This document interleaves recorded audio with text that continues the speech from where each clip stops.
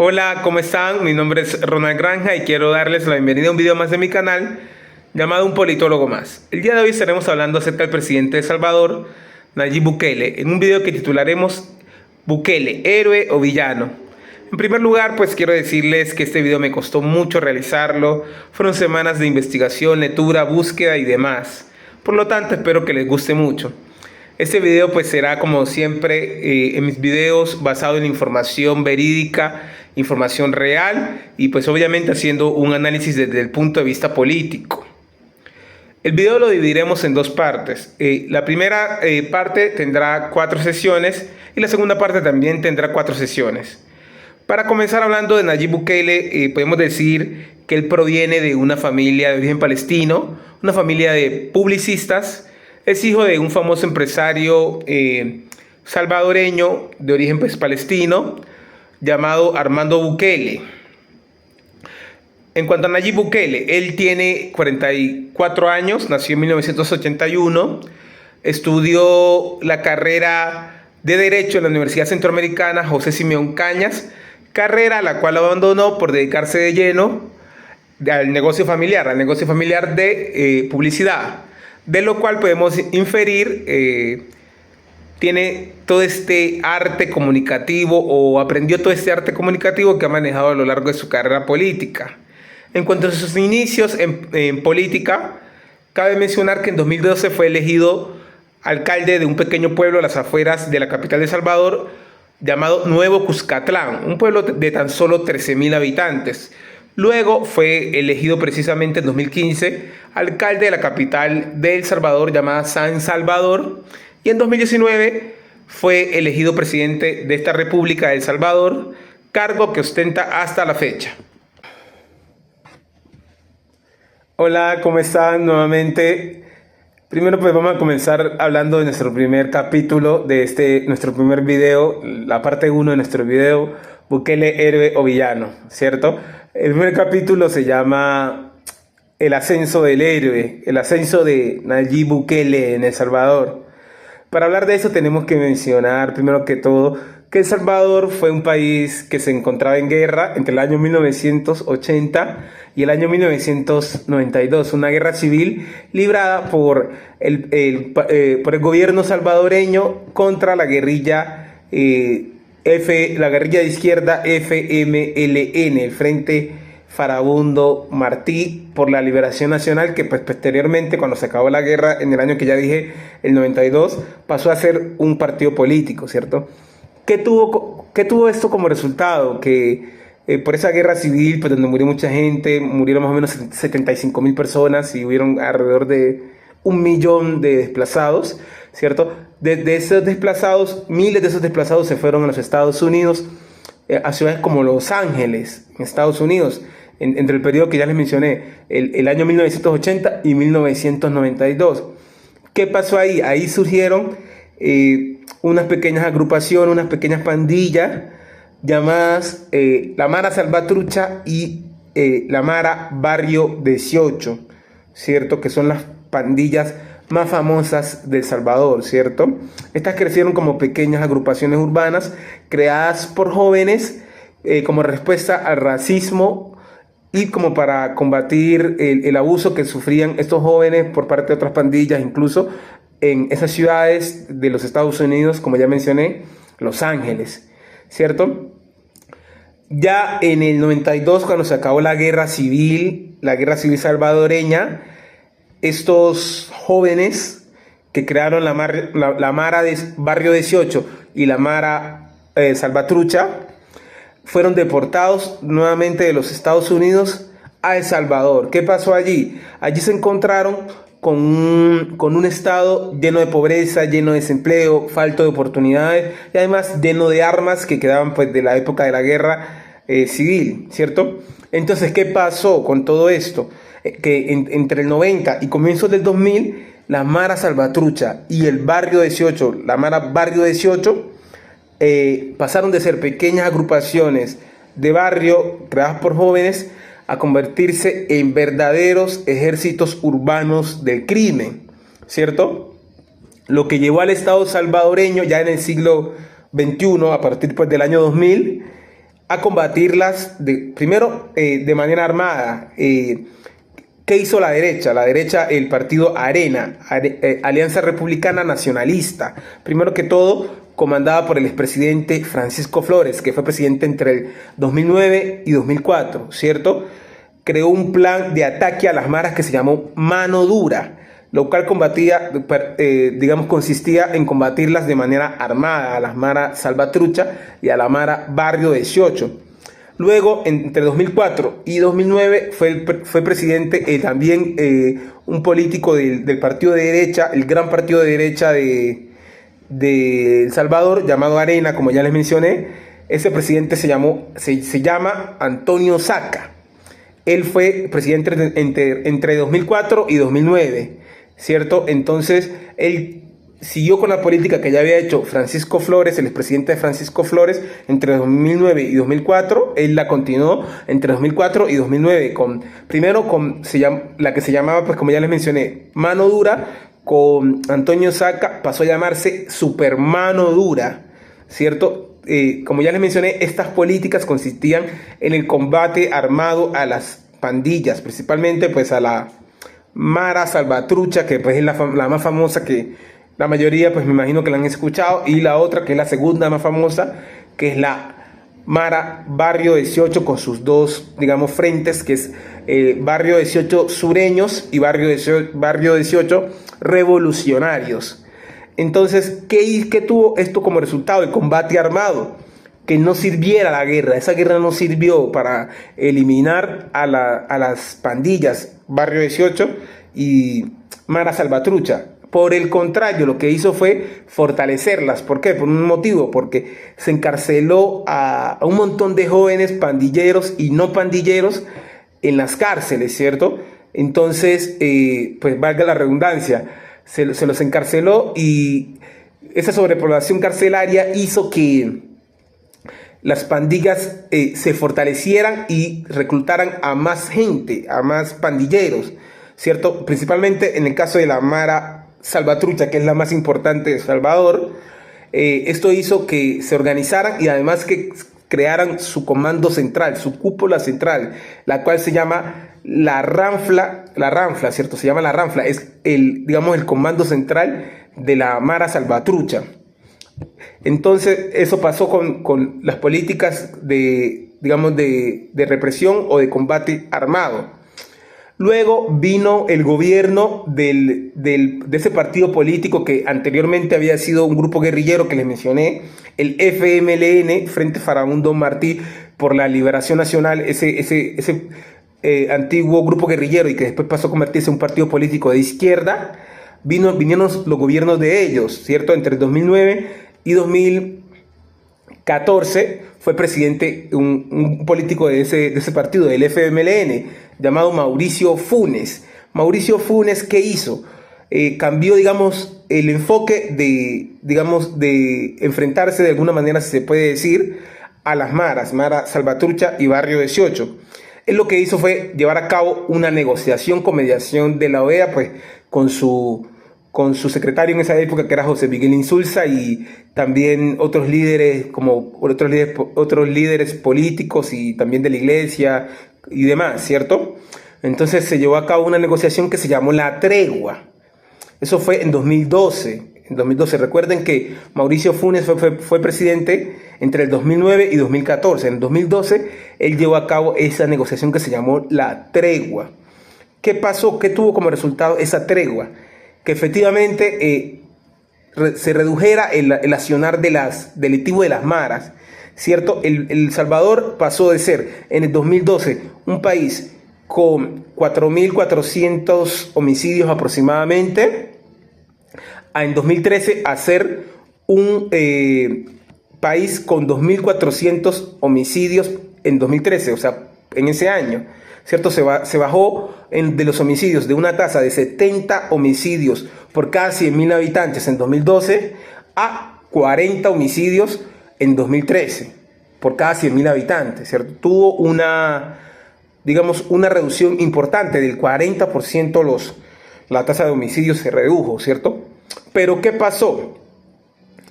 que esa tregua empezó a ser criticada. ¿Por qué? Por distintos sectores políticos de oposición, por Amnistía Internacional y demás. ¿Por qué? Porque era una tregua que se hizo de la siguiente manera: a cambio de que las maras redujeran su accionar delictivo, sus homicidios y demás, se les dio teléfonos en las cárceles, se les dio también más acceso a visitas, se los trasladó de las cárceles de máxima seguridad en El Salvador, que pues son, digamos, hay tres que son como las principales: la de Izalco, la de Zacatecoluca, que es conocida como Zacatrás, y pues la última que creó Bukele hace 2 años, que se llama SECO, que es el Centro de Confinamiento para el Terrorismo, ¿cierto? Esas son algunas de las prisiones de máxima seguridad. Entonces en ese 2012, en esa tregua, se les permitió esos traslados a cárceles de menor seguridad, teléfonos, más visitas y demás, a cambio de que bajaran los homicidios. Entonces algunos sectores, como ya mencioné, Amnistía Internacional la llamó paz comprada con impunidad, ¿cierto? Entonces, y empezaron los distintos sectores políticos. La Corte Suprema criticó el nombramiento del ministro de Seguridad en esa época, David Munguía, que fue uno de los principales artífices de la tregua, un militar que fue uno de los principales artífices de esa tregua. Criticó su nombramiento. También El Faro, que es un medio muy importante, que lo voy a mencionar varias veces a lo largo del video, porque es el gran enemigo de Bukele en El Salvador, junto a una ONG que se llama Cristosal. Son los grandes enemigos de Nayib Bukele en El Salvador. Entonces, ¿qué hizo ese medio, El Faro? Entre 2013 y 2014 publicó unas noticias donde decía que no solamente que se le estaba dando beneficios carcelarios a los líderes de las pandillas para reducir los homicidios, sino que también se les daba dinero, se les pagaba en efectivo para que redujeran los homicidios. Entonces, ¿qué tuvo esto como resultado? Que la tregua hecha en 2012 se acabó. Y principalmente el resultado más nefasto, se le puede decir de esa manera, fue que esa tregua, que entre 2012 y 2013 tuvo buenos resultados, ya en 2014 y 2015 empezó a debilitarse y pues se acabó totalmente en 2015. Eso hizo en el 2015 fuera el año más violento en la historia de El Salvador después de la guerra civil. En el 2015 fueron asesinadas en El Salvador alrededor de 6.600 personas. Estamos hablando de que hubo más asesinatos que en muchos países en guerra, ¿cierto? La tasa de homicidios fue de más de 100 muertos por cada 100.000 habitantes. En esa época fue, en el 2015, la tasa de homicidios más alta en todo el mundo. Un país que solamente tiene alrededor de 6 o 7 millones de habitantes. Entonces eso pasó con las distintas políticas de mano dura, supermano dura, la tregua, ¿cierto? En el siglo XXI, con las maras Salvatrucha y Mara Barrio 18. También se puede mencionar el gobierno que siguió también del partido de izquierda, FMLN, que fue el de Salvador Sánchez. Pero pues ese partido, si se puede decir de alguna manera, no tuvo una gran repercusión, o no tuvo un gran plan o una gran, digamos, manera de enfrentar a las pandillas. O sea, no se le atribuye ninguna tregua ni un plan específico importante para bajar la violencia de las pandillas o para combatir las pandillas, ¿cierto? Entonces, ¿qué pasó como resultado de todo esto que estoy mencionando? De la incapacidad del Estado salvadoreño, mediante sus diferentes presidentes que ya mencioné, para poder combatir o pues desarticular a las maras, ¿cierto? La gente empezó a rechazar la política tradicional. O sea, esos dos partidos, Arena y FMLN, que se habían repartido el poder desde que se acabó la guerra civil en el 92, la gente empezó, digamos, popularmente a detestarlos, como se dice popularmente. ¿Por qué? Porque no solamente por la incapacidad de garantizar la inseguridad en El Salvador, porque las pandillas eran unos verdaderos estados paralelos, imponían sus reglas en casi el 70% de ese país, estaban entre 240 de los 260 municipios de ese país, cobraban extorsiones, imponían fronteras invisibles, homicidios, era un control total, casi total, que ejercían las pandillas en El Salvador, ¿cierto? Entonces, además de eso, de la incapacidad de los gobiernos de garantizar la seguridad, también estaba el hecho de que los 4 presidentes que mencioné, los 2 de izquierda y los 2 de derecha, Mauricio Funes del partido FMLN por la izquierda, Salvador Sánchez del partido FMLN de la izquierda, Antonio Saca del partido Arena de la derecha, y Francisco Flores de la derecha del partido Arena, los 4 fueron enjuiciados, investigados, y en el caso, pues, de Antonio Saca, condenado a 10 años por corrupción. O sea, todos tuvieron problemas con casos de corrupción. Entonces la gente estaba harta en El Salvador, no quería saber nada de la política tradicional, de los presidentes de los partidos políticos, nada. Hay unos estudios que hizo el Latino Barómetro, que es una institución importante que investiga sobre democracia en el mundo entero, en las Américas y demás, que decía que para el 2018 solo el 28% de las personas en El Salvador creían que la democracia era un buen sistema político. O sea, solo el 28% de los salvadoreños en el 2018 estaban de acuerdo con la democracia, y el 50% le daba lo mismo si tener democracia o tener un régimen autoritario. O sea, la gente detestaba a la democracia. Entonces, todo esto fue lo que llevó a cabo que apareciera ese político llamado Nayib Bukele con ese aire de Salvador. Pues, valga la redundancia, de Salvador en El Salvador. Entonces, fue eso. Él, pues ya mencioné, él fue alcalde en 2012 de un pequeño pueblo llamado Nuevo Cuscatlán, en las cercanías de la capital de Salvador, San Salvador. En 2015, que fue cuando se empezó a hacer, digamos, de alguna manera viral, porque también vamos a hablar de eso, de la viralidad.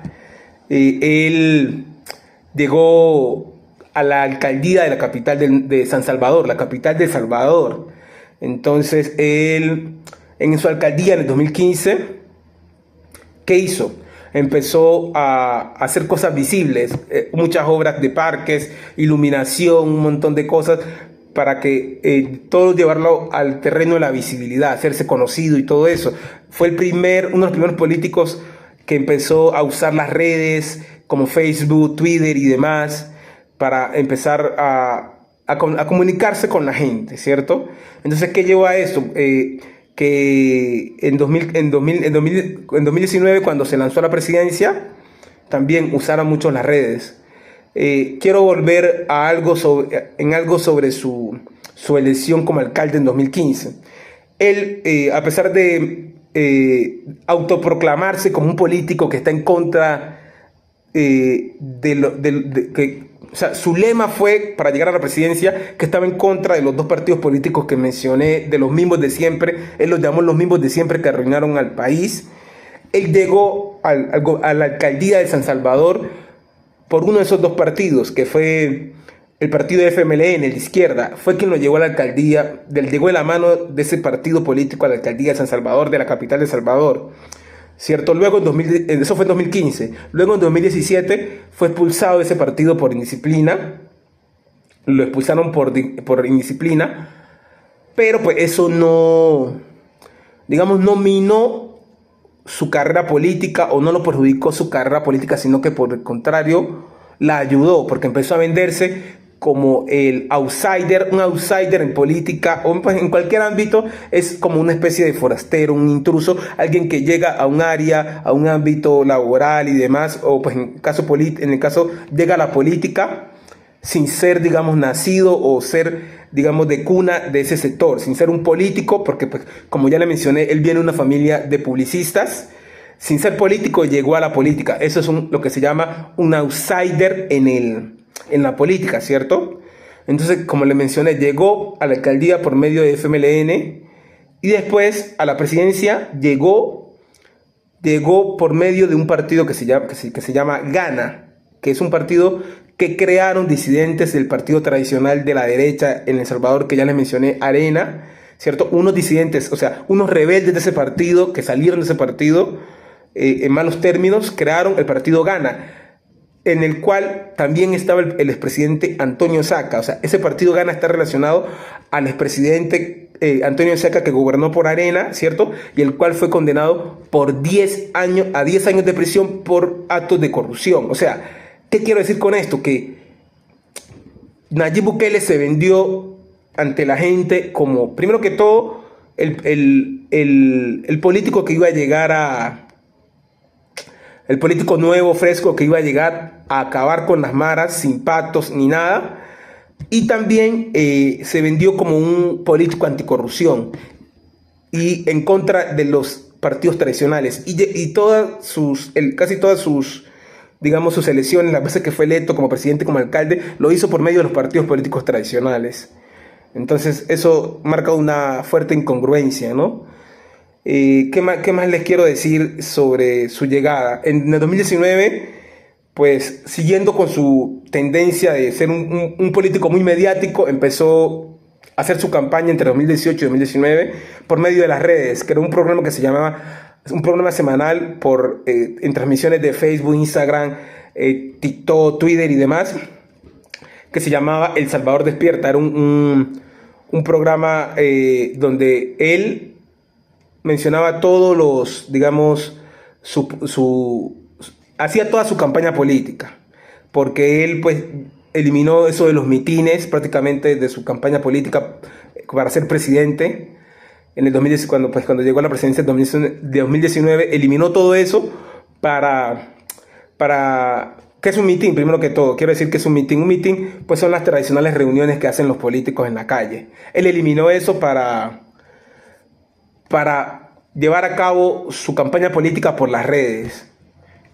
Fue por Twitter, fue por Facebook, con hashtag, con publicaciones, con mensajes, ¿cierto? Tenía un equipo mediático de publicidad liderado por su hermano Karim Bukele, ¿cierto? En el que hacían toda su campaña política y su hermano manejaba toda esta... Él y su hermano manejaban toda esta comunicación directa con la gente, ¿cierto? Que por medio de esto la gente lo tuvo como un político juvenil, fresco, como la gente lo ve, ¿cierto? Con la gorra atrás, la barbita, el chaleco negro que siempre anda, ¿cierto? Entonces, esto fue una de las estrategias de Bukele para llegar al poder. Primero que todo, venderse como un político anticorrupción y anti-establecimiento, antisistema, aunque pues llegó a la alcaldía y a la presidencia por medio del sistema, y también venderse como el político que iba a llegar a acabar con las maras o a luchar contra las maras, el que estaba en contra de, como ya les dije, de los mismos de siempre, los partidos políticos tradicionales, que se vendía como un, digamos, un intermediario entre la gente y el Estado, de alguna manera, ¿cierto? Canalizando toda esa frustración que tenía la gente con los partidos políticos tradicionales.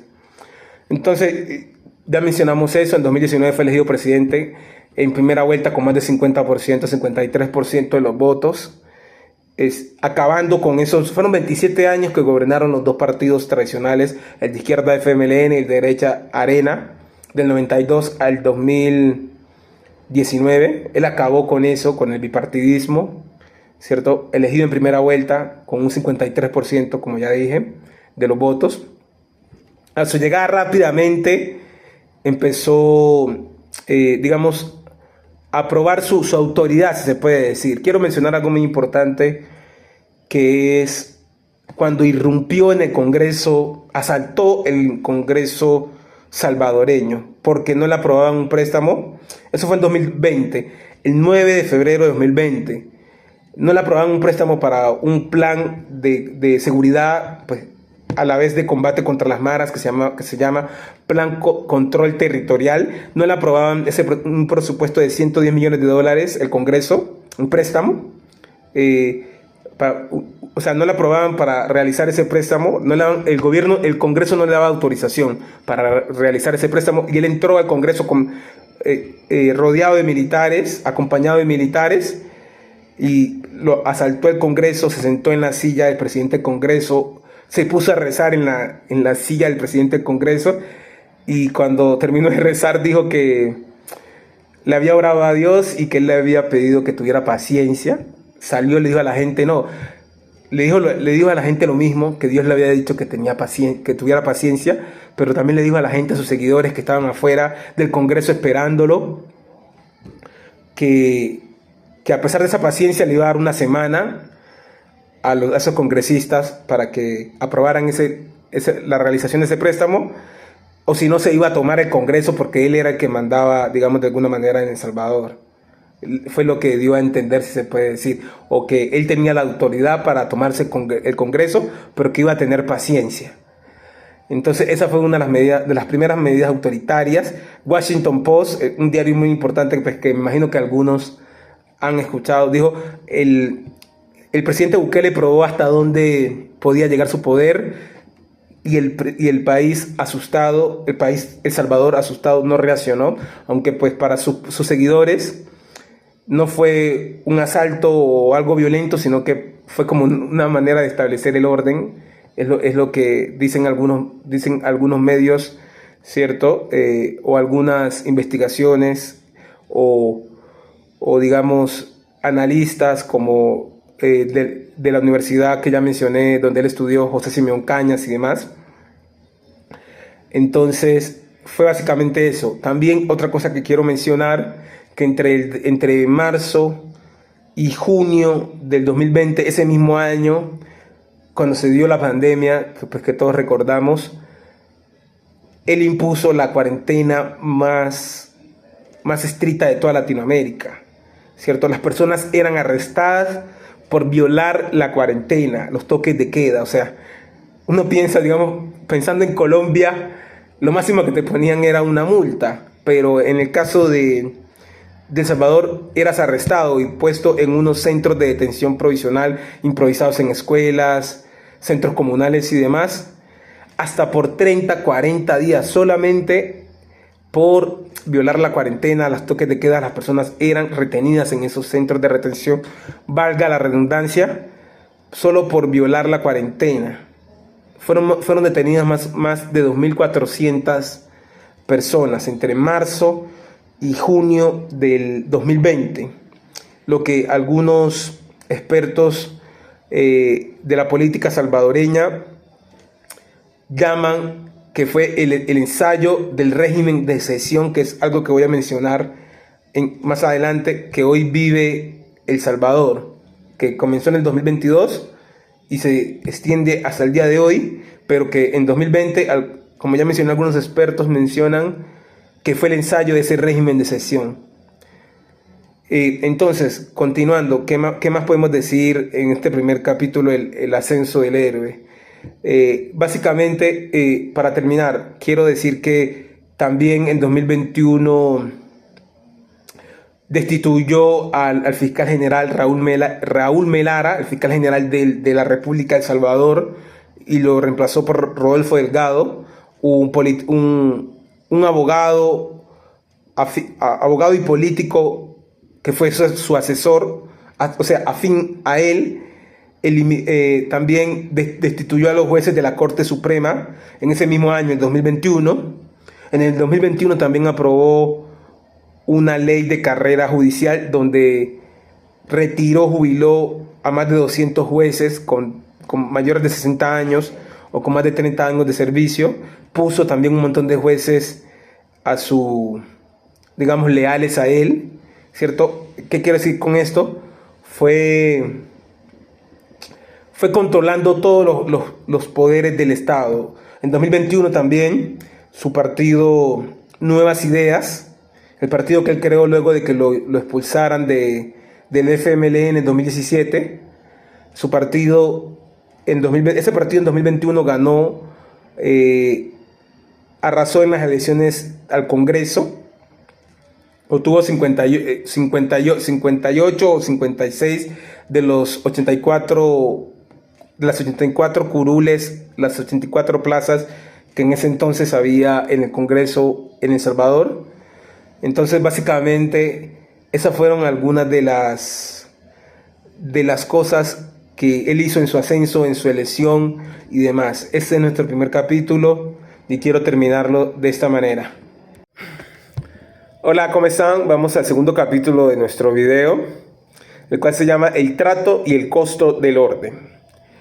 En primer lugar, vamos a mencionar tres cifras importantes. La primera, reconocer que las cifras de seguridad en el gobierno de Bukele son incuestionables. No se les pueden criticar, digamos, sus cifras, digamos, en bruto, si se puede decir de alguna manera. Porque, como mencionamos en el 2015, El Salvador tenía una tasa de homicidios de más de 100 homicidios por año, ¿cierto? Ese año, en 2015, que fueron 6.600 personas asesinadas. En 2023, esa tasa cayó a 2.4 homicidios por cada 100.000 habitantes. O sea, en todo el año 2023 solo hubo 150 homicidios. O sea, lo que quiere decir que El Salvador, en el gobierno de Bukele, pasó de ser el país con más homicidios en 2015 en el mundo a 2023 a ser el país con menos homicidios en todo el mundo.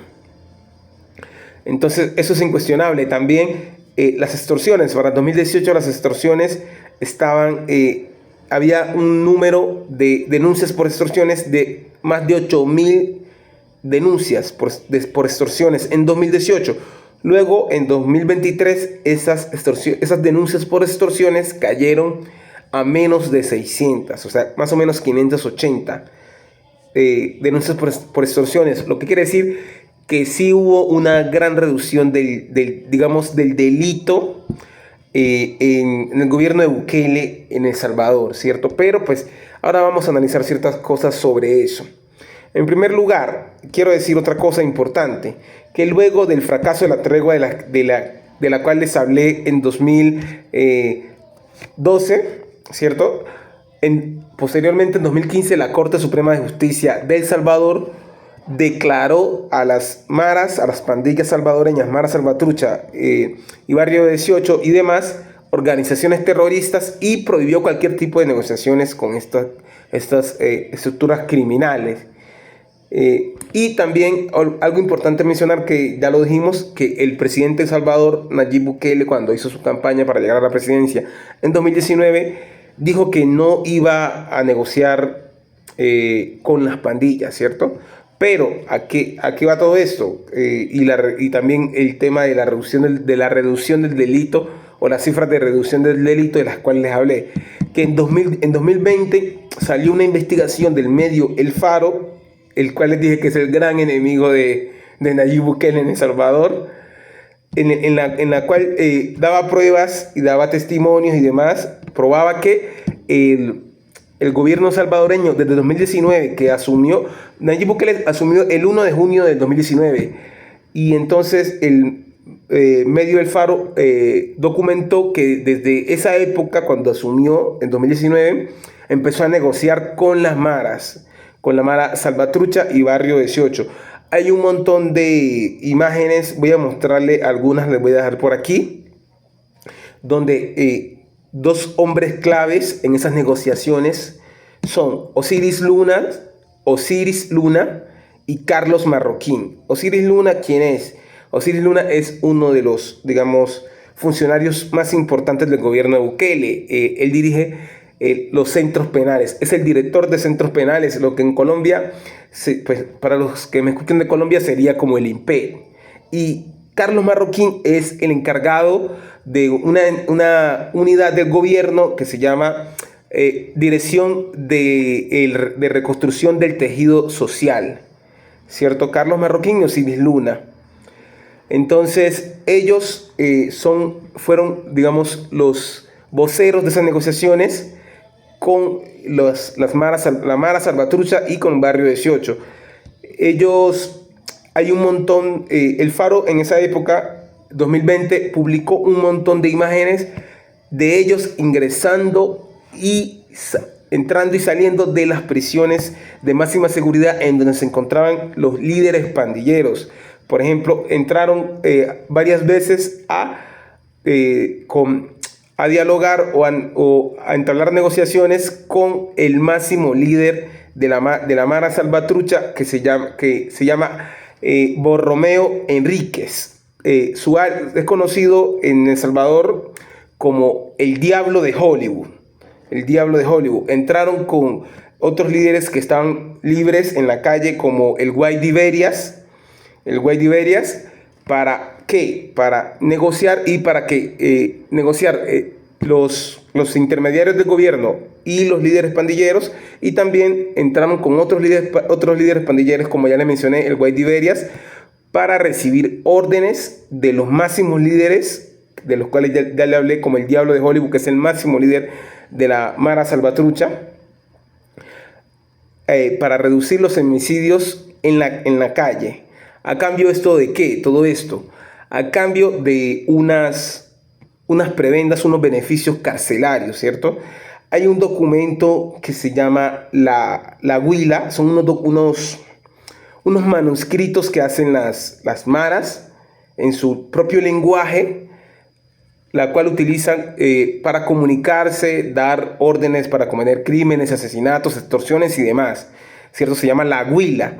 Una de esas huilas fue incautada en una operación que nació a partir de esas noticias del Faro, la cual se llama la Operación Catedral. La Operación Catedral, ¿qué busca? Es una operación llevada por la Fiscalía del Salvador,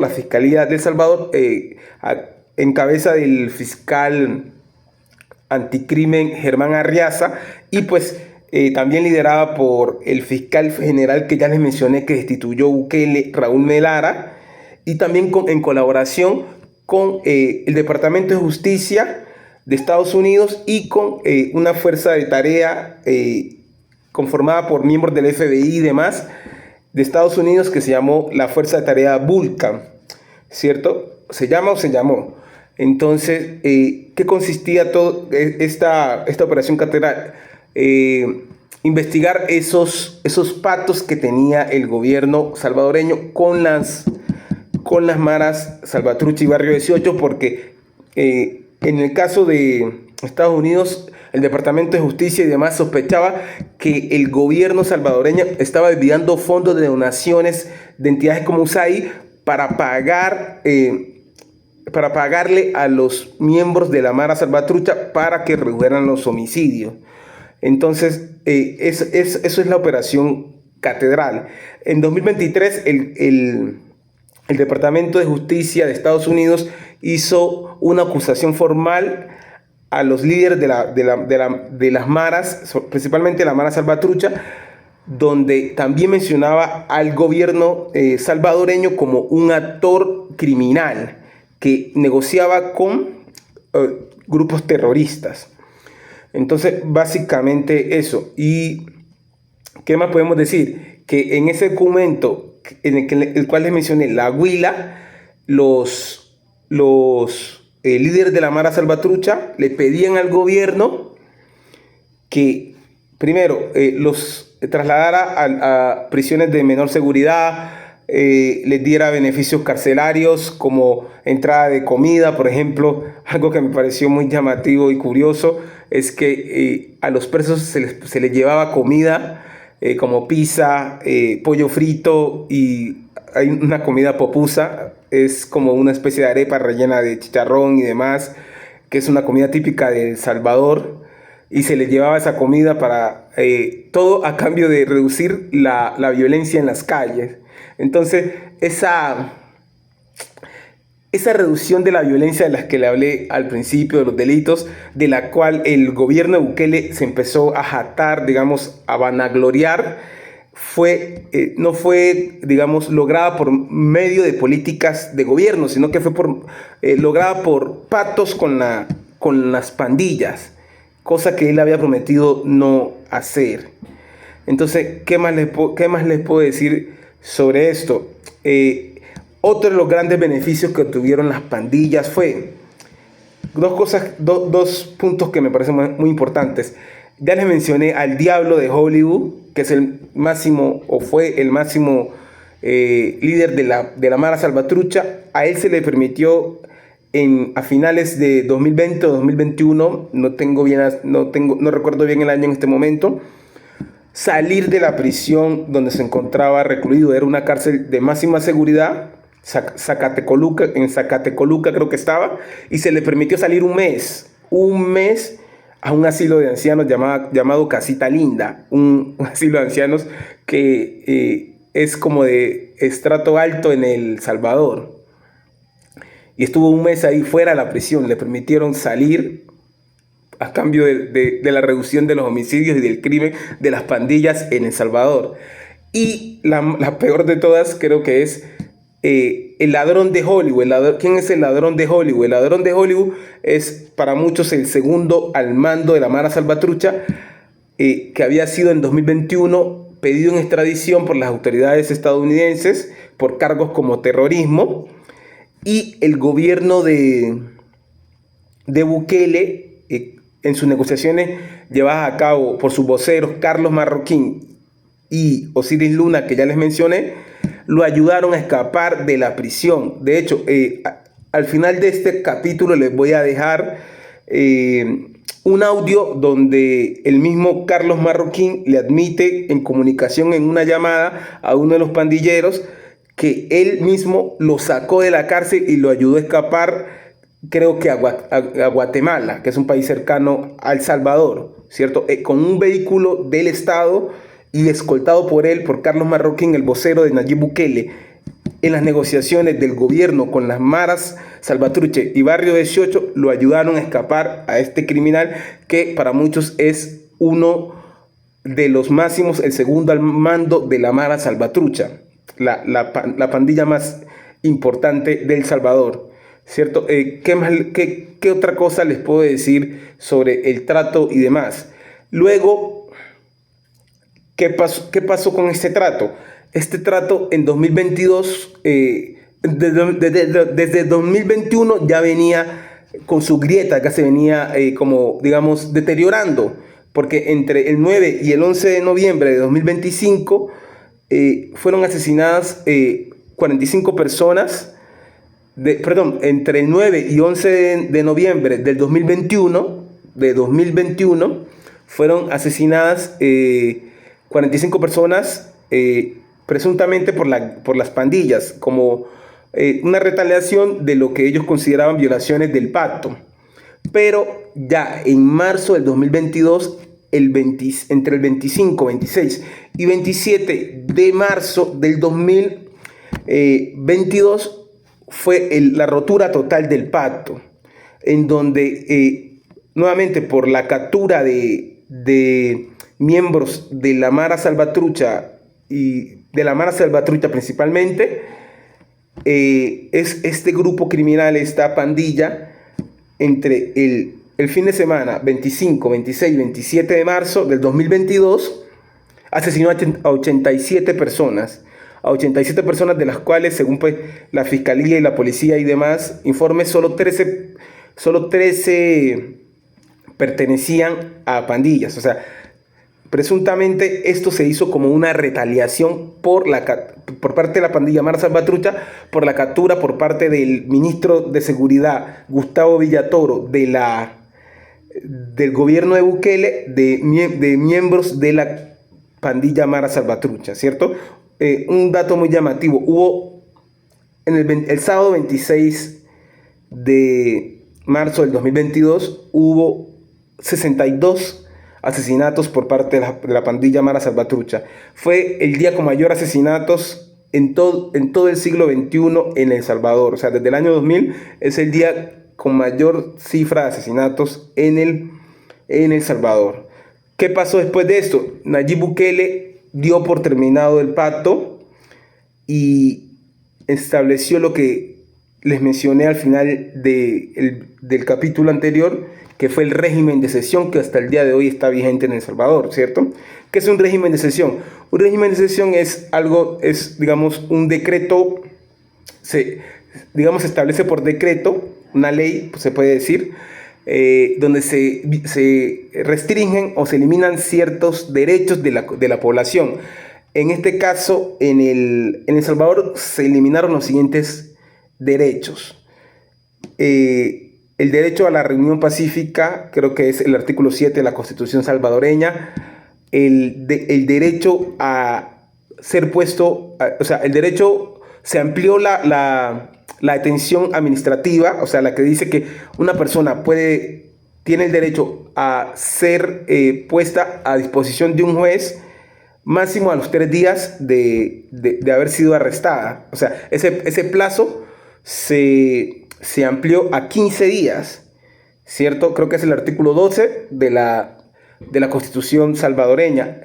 El artículo 12 o 13 también, entre esos dos, el arresto sin orden judicial es otro de los derechos que se suspendieron. Cualquier persona puede ser aprehendida, arrestada sin autorización de un juez, sin una orden judicial. Y por último, la inviolabilidad de las comunicaciones, que es el artículo 24.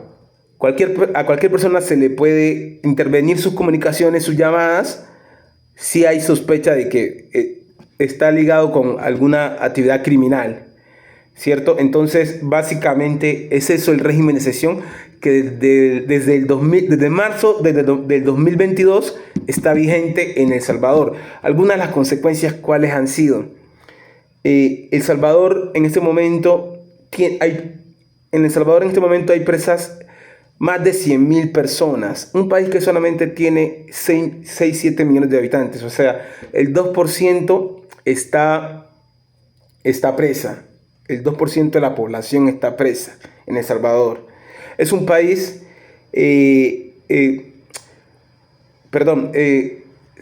algunas organizaciones estiman que el 90% de las personas que están presas están sin condena. El 70% han sido arrestadas sin pruebas contundentes, ¿cierto? Hay denuncias a organizaciones de derechos humanos como el Socorro Jurídico Humanitario, que es una organización salvadoreña, Cristosal, que ya les mencioné, que también es otra organización salvadoreña de derechos humanos.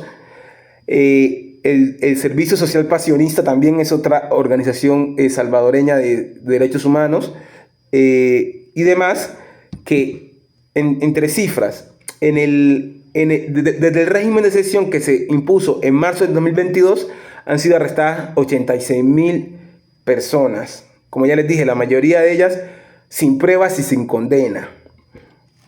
¿Qué más? Hay organizaciones también de derechos humanos como Cristosal y demás, tienen denuncias por violaciones a los derechos humanos, tienen más de 6.000 denuncias. Algunas organizaciones también como Human Rights Watch han dicho que desde el 2022 que se impuso el régimen de excepción hasta la fecha han muerto más de 300 personas, entre 300 y 400 personas por tortura y demás, ¿cierto? Negación del auxilio médico, falta de tratamiento a algunas personas que sufren de enfermedades crónicas, y muchas de ellas, como ya dije, sin condena, sin pruebas fuertes.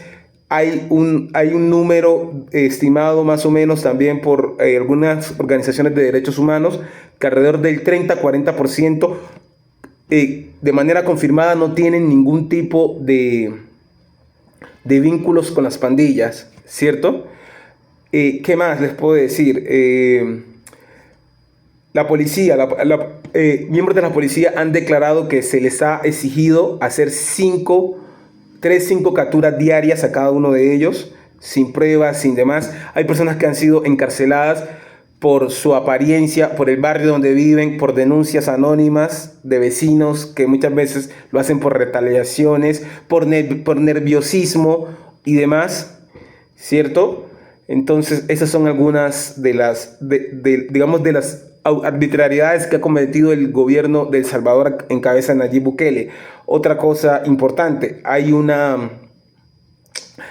como ya les dije, Cristosal es una de los grandes enemigos de Nayib Bukele en El Salvador. Su directora jurídica, Ruth López, fue encarcelada en abril de 2024. Hasta la fecha está encarcelada, ¿cierto? Esta organización tuvo que huir de El Salvador. Su líder, su máximo líder, Noah Bulo, dijo que para él es mejor operar desde afuera de El Salvador, ayudar en lo que pueda a la protección de los derechos humanos desde otro país en El Salvador, que estar arrestado como está arrestada Ruth López, ¿cierto? Otra cosa, Nayib Bukele, el gobierno de Nayib Bukele, su partido Nuevas Ideas aprobó en el Congreso una ley que se llama la Ley de Agentes Extranjeros, ¿cierto? Que dice lo siguiente, que el costo de los impuestos a organizaciones internacionales de derechos humanos y demás, o que reciban financiación extranjera, que operen en El Salvador, va a ser de un 30%. Aumentó el costo de los impuestos, lo cual hace muy difícil que estas organizaciones puedan desarrollarse correctamente en ese país, ¿cierto? Además, esta ley de agentes extranjeros dice que cualquiera de estas organizaciones que, digamos, adelante acciones que el gobierno considere contrarias digamos, a la voluntad de la nación, serán, el gobierno tiene el derecho de expulsarlas del país o de, digamos, abolirlas en el país. Entonces, esas son algunas de las cosas que derivan del pacto, derivan del régimen de excepción y demás. Por último, para terminar este capítulo, les voy a dejar la grabación de Carlos Marroquín cuando reconoce que él ayudó a escapar al segundo máximo líder de la Mara Salvatrucha, Elmer Canales, alias el ladrón de Hollywood.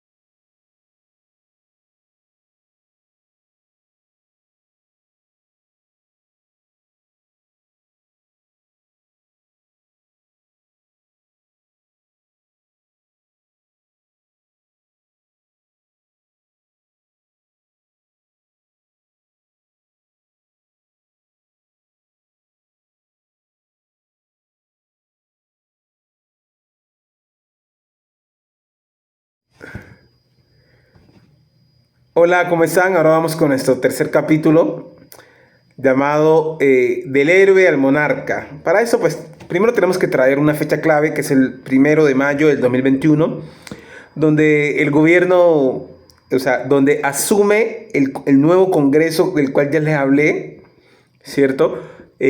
Dominado por Nuevas Ideas, el partido del oficialismo, el partido de gobierno de Nayib Bukele. Asume con mayoría en el Congreso. Como ya les mencioné, asume con 56 de las 84 plazas del Congreso. ¿Qué pasa ese día? El 1 de mayo, cuando asumen, lo primero que hacen es destituir al fiscal Raúl Melara, ¿cierto? Del que ya les he hablado. ¿Qué pasa con eso? ¿Cuál es la importancia de esto? Que el fiscal Raúl Melara, el fiscal general de esa República de El Salvador, era el que estaba al mando de la operación Catedral, la que investigaba las negociaciones ilegales, secretas del gobierno salvadoreño con las maras Salvatrucha y la mara Barrio 18, ¿cierto? Lo primero que hace el Congreso afín a Nayib Bukele es destituirlo, nombra a Rodolfo Delgado, como ya les mencioné, el cual fue asesor de Nayib Bukele, y lo primero que hizo fue archivar esa investigación, y pues digamos que la justicia en ese caso quedó en vilo, quedó suspendida. ¿Qué más puedo decir sobre eso? Ya con un fiscal general afín, los otros fiscales que estaban involucrados en esa investigación, como ya mencioné, Germán Arriaza, que era, digamos, uno de los líderes principales dentro de la fiscalía de esa investigación, tuvieron que huir de El Salvador, tuvieron que exiliarse por persecución y amenazas contra sus vidas, tuvieron que huir de El Salvador. ¿Qué más les puedo decir? También ese mismo día, el 1 de mayo, se da otro hecho importante. Ese Congreso dominado por Nuevas Ideas destituye a los jueces de la Corte Constitucional, de la Sala de lo Constitucional de la Corte Suprema de El Salvador. Lo que sería, pues, esa Sala de lo Constitucional en Colombia sería como la Corte Constitucional, más o menos, ¿cierto? Entonces, ¿qué pasa? Esos jueces que destituyó el gobierno de Bukele no eran afines a él, eran contrarios a él. Muchas veces, primero en 2020 habían declarado ilegal ese asalto del que ya les hablé al Congreso por parte de Nayib Bukele, lo habían declarado ilegal. Habían frenado algunos decretos de la pandemia por declararlos ilegales. Algunos decretos que el gobierno de Nayib Bukele ordenó en la pandemia por considerarlos inconstitucionales. También habían declarado ilegales las detenciones, esas detenciones en la pandemia de las cuales les hablé. Entonces eran unos jueces, los de la Corte Constitucional, eran contrarios a Nayib Bukele. Por lo tanto, al igual que el fiscal general Raúl Melara, que también era contrario a él y lo estaba investigando con la operación Catedral, los destituyó. O sea, nombró fiscales y jueces afines a él, ¿cierto? Los altos cargos quedaron todos leales a él. ¿Qué pasó con eso? Como ya les dije, una de las consecuencias fue pues que el fiscal general nombrado en esa época, el nuevo, Rodolfo Delgado, archivó la investigación Catedral, la archivó, quedó, digamos, se eliminó esa investigación. Y lo más importante, estos jueces de la Sala de lo Constitucional reinterpretaron la Constitución de El Salvador. Hay un artículo, el artículo 152 en la Constitución de El Salvador, que dice que ningún presidente se puede reelegir de manera inmediata en ese país. El 152, el artículo 152. El artículo 154 dice que el presidente ejercerá 5 años de presidencia y no puede ejercer ni un día más. Y el artículo 75 dice que cualquier persona que apoye la reelección inmediata va a perder la ciudadanía. Entonces, ¿qué hicieron estos jueces? Dijeron no.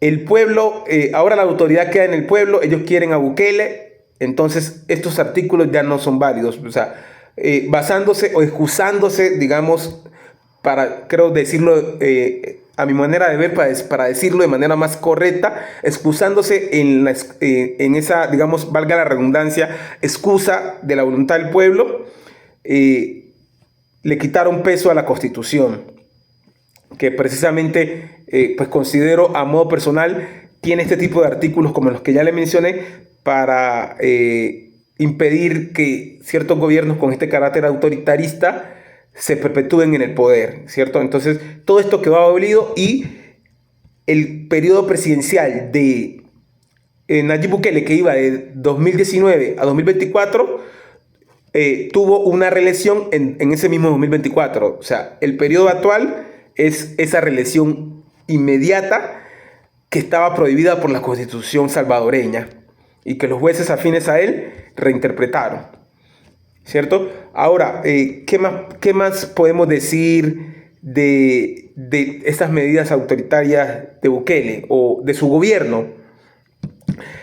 Me imagino que muchos de ustedes han escuchado el software Pegasus, que es un software de espionaje que fue muy polémico incluso aquí en Colombia por su uso aquí en Colombia. El Salvador fue el primer país latinoamericano que usó ese software.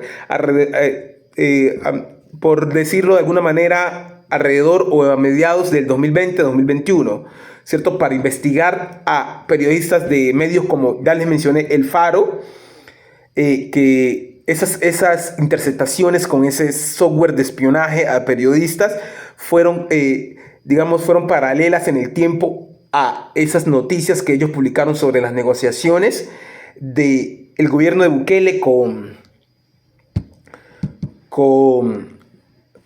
las maras, con las pandillas salvadoreñas. Hay unas pequeñas cosas que quiero decir también.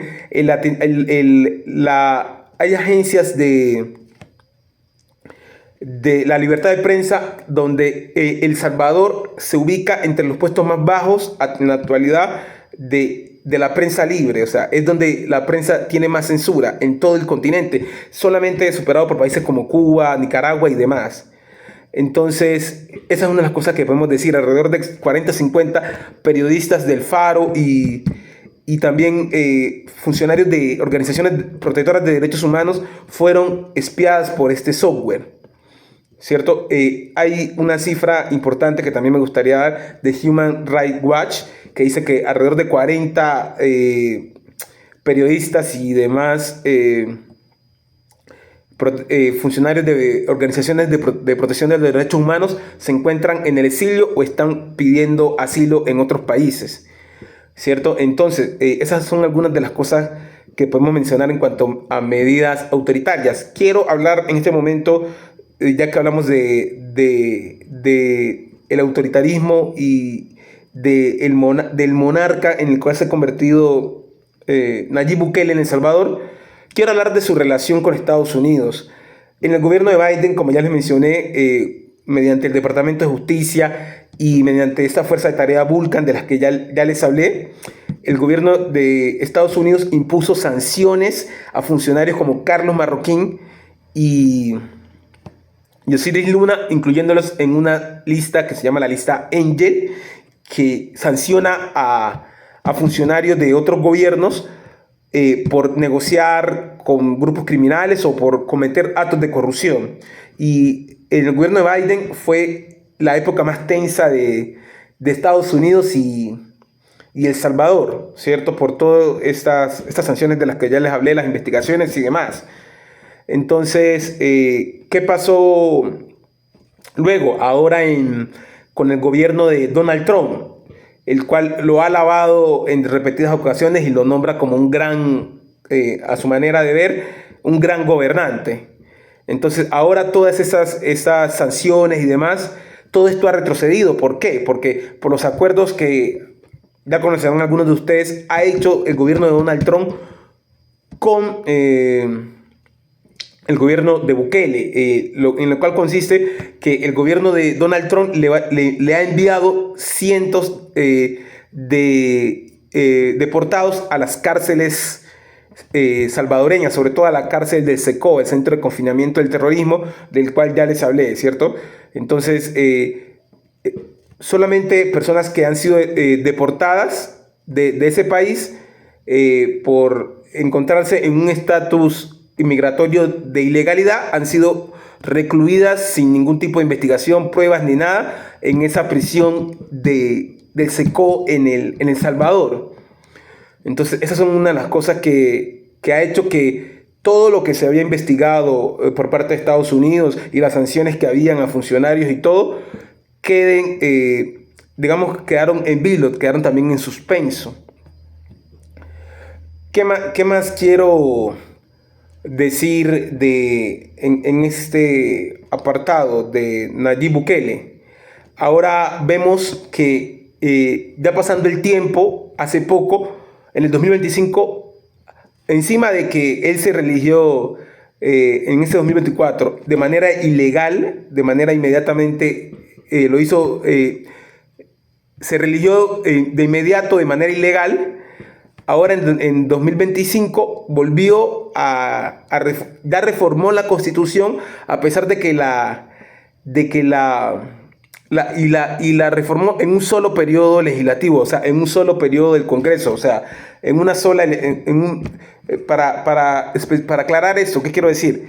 Que en un solo mandato de un Congreso, él reformó la Constitución salvadoreña. En la ley salvadoreña dice que se necesitan aproximadamente 2 periodos del Congreso, o sea, como unos 8 años, para que se pueda reformar la Constitución salvadoreña, y él lo hizo prácticamente en un año.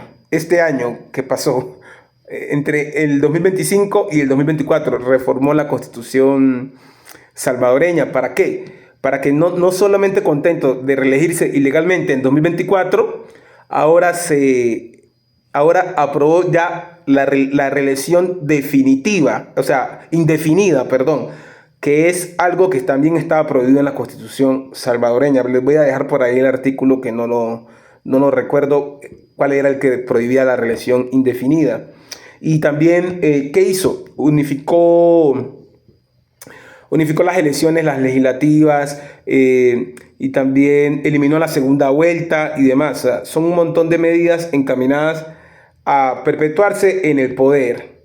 Entonces, con esto quiero dejar el tercer capítulo y seguiremos con el cuarto. Hola, ¿cómo están? Ahora vamos con nuestro cuarto capítulo, el primer video. Este capítulo lo llamaremos las violaciones de los derechos humanos. En primer lugar, pues vamos a retomar algo que ya habíamos dicho, que fueron las detenciones en 2020, entre marzo y junio, donde pues más de 2.400 personas fueron detenidas de manera arbitraria por el gobierno de Bukele, digamos con la excusa de violar la cuarentena y el toque de queda y demás, ¿cierto? Pues con la excusa de las restricciones sanitarias y demás. Pues como ya les comenté, personas relataron que en esas detenciones que se hacían en lugares improvisados como escuelas, canchas de fútbol y demás, las personas eran retenidas hasta 30 o 40 días. Hay personas que relatan que, digamos, se les prohibía, digamos, reclamar o protestar. Si lo hacían, se quedaban sin comida, dormían en el suelo y demás. Entonces, esas fueron algunas de las arbitrariedades que sufrieron las personas que estuvieron en estos centros de detención. Otra cosa que podemos mencionar también, como ya dije, eso fue el ensayo del régimen de excepción que empezó en el 2022 y se mantiene hasta la fecha. Ahora podemos hablar de este régimen de excepción, ¿cierto? ¿Qué ha pasado en este régimen de excepción? Como ya mencionamos, hay 86.000 personas, alrededor de 86.000, cerca de 90.000 personas detenidas entre el 2022 y el 2025. Pues hay organizaciones de derechos humanos que estiman que alrededor de 30.000 personas de estas que están detenidas no tienen ningún tipo de vínculo con las pandillas, ¿cierto? De esas 86.000, nada más, solo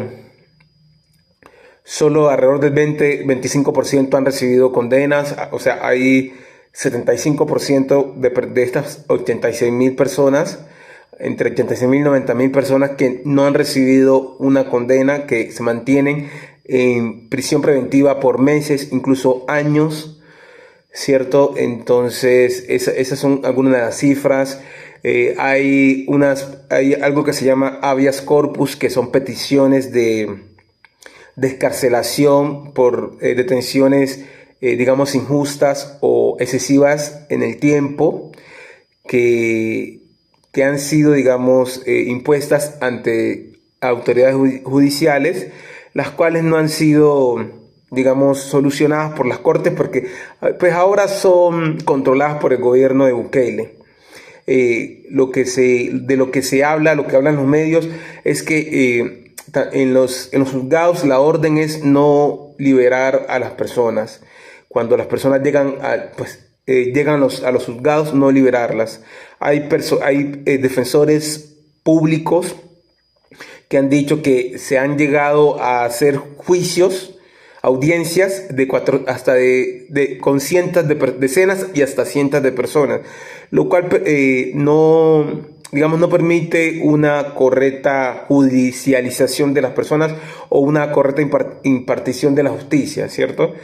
Entonces, es básicamente eso. ¿Qué también podemos hablar de las causas de las detenciones, de las causas por las cuales las personas son detenidas? No sé si lo mencioné ya anteriormente, pero hay un patrón, que el patrón es que las personas son detenidas primero, por tatuajes, por estar en barrios que, digamos, son identificados con las pandillas, por vivir en esos barrios, por nerviosismo, por, digamos, resistirse al control policial y demás, ¿cierto? Hay personas que han sido detenidas en sus trabajos, personas que son empleados de la construcción, personas que son vendedores ambulantes, personas que han sido detenidas en canchas de fútbol, personas que han sido detenidas saliendo de sus clases en universidades, perdón. Hay casos por ejemplo, quiero mencionar un caso que me pareció muy llamativo.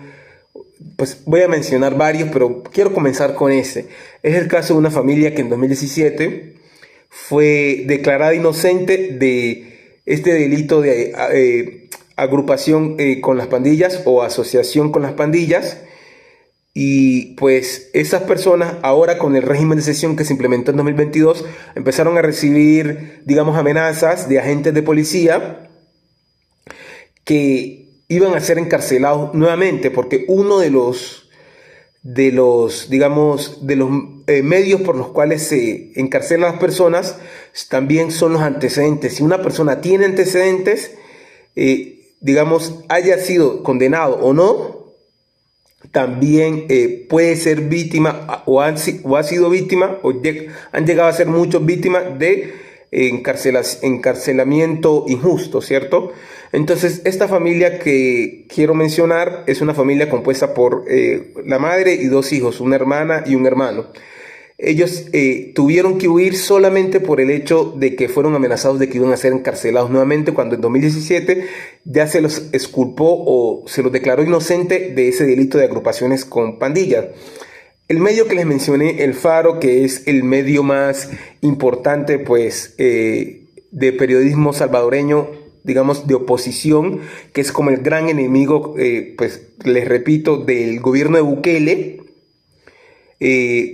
entrevistó a esta familia y hay algo que me parece que pues casi un poco disparatado y lógico, que tal ha sido la desesperación de esta familia, que ha tenido que huir para no ser encarcelada, que incluso en algún momento llegaron a llamar a los periodistas del Faro para decirles que se iban a entregar, o sea,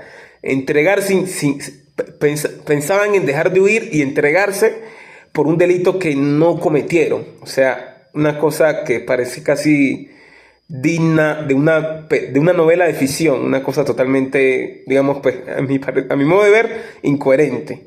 Entonces, otros casos que les puedo mencionar de abusos policiales, abusos de las autoridades y demás, se menciona que en las cárceles, como ya les mencioné, hay alrededor de 300, no sé si ya lo mencioné, pero pues quiero mencionarlo, organizaciones de derechos humanos declaran que desde que se inició el régimen de excepción del gobierno de Bukele, desde el 2022 hasta la fecha, han muerto aproximadamente unas 400 personas en custodia, o sea, en las cárceles.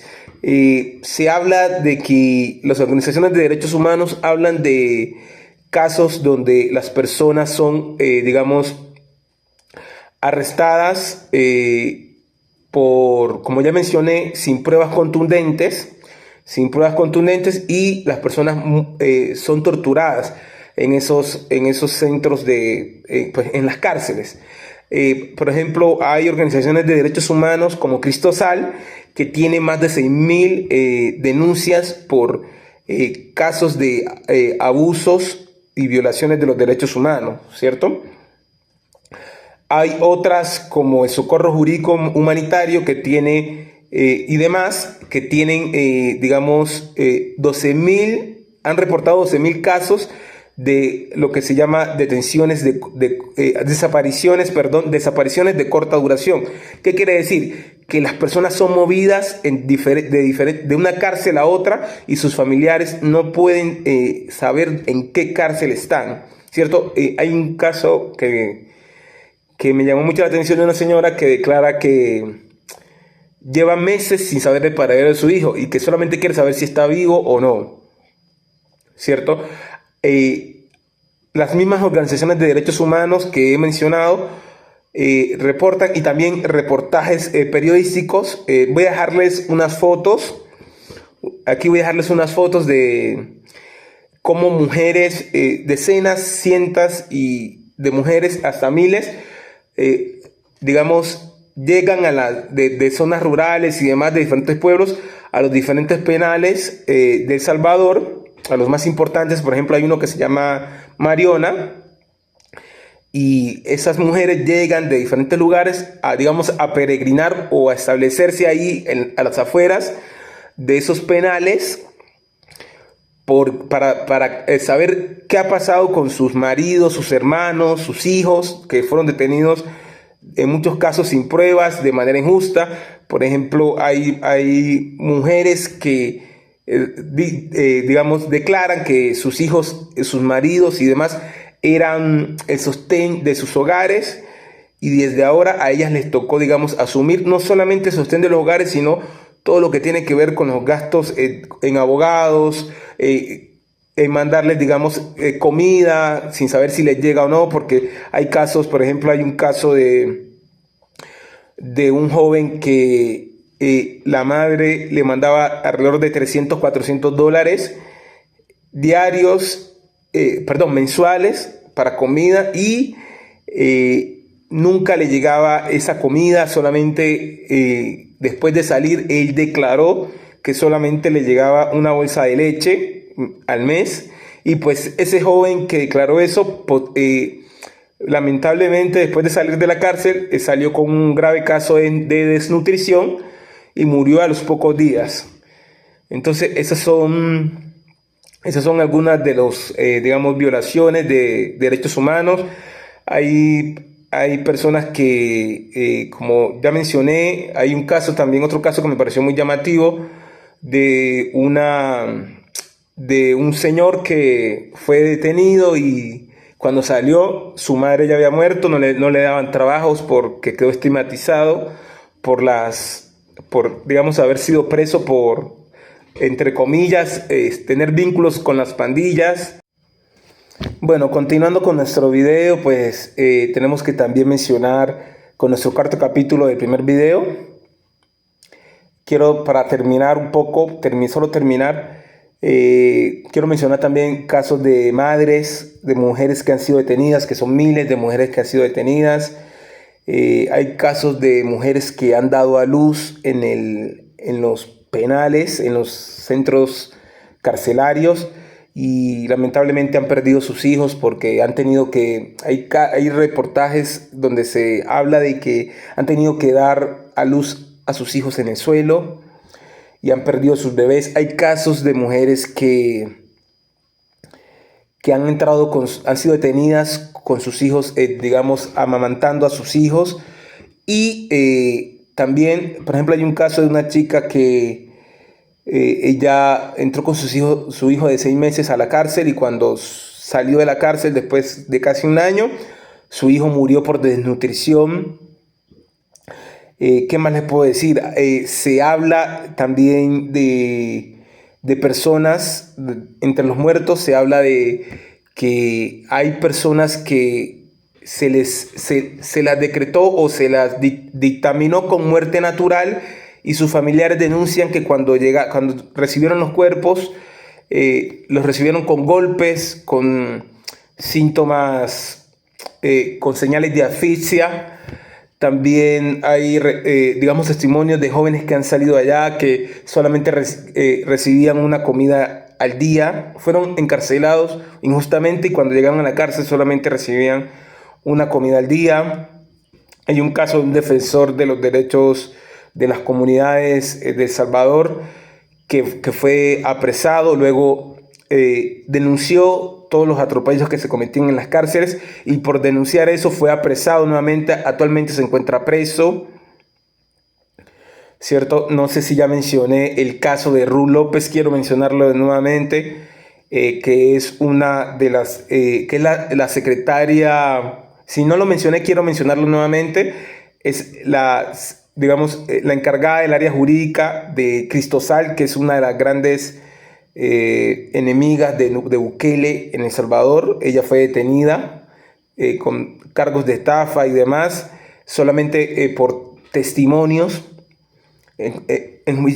acusada solamente por testimonios. Hasta el día de hoy se mantiene presa. ¿Qué más quiero decir? Quiero hablar de los niños. Los niños, se habla de que alrededor de 3.000 niños están presos, o sea, menores de edad, están presos en el régimen de Bukele o han sido arrestados en el régimen de Bukele. Y de esos 3.000 niños, aún hay una gran cantidad que están en las prisiones. Incluso se los mezcla digamos, cárceles o centros de detención para adultos, que es algo, pues, bajo todo punto de vista, que viola la ley. También se habla de que los niños, hay muchos niños que han quedado, cientos o incluso miles, que han quedado huérfanos, o no tanto huérfanos, sino que han perdido, digamos, su padre o su madre por estas detenciones arbitrarias y han tenido que quedar al cuidado de terceros como abuelos, tíos y demás. Entonces, estas son algunas de las tantas, digamos, atropellos o violaciones a los derechos humanos que han sido documentadas en el gobierno de Bukele. Para cerrar el video quiero citar a una de las madres que tiene sus hijos, tiene su hijo encarcelado y dice lo siguiente: se dice que el país está en paz. O sea, dice ella que el país, menciona ella que la gente dice que el país está en paz, pero yo aún sigo esperando a mi hijo que está preso y no lo llevo mucho tiempo sin verlo.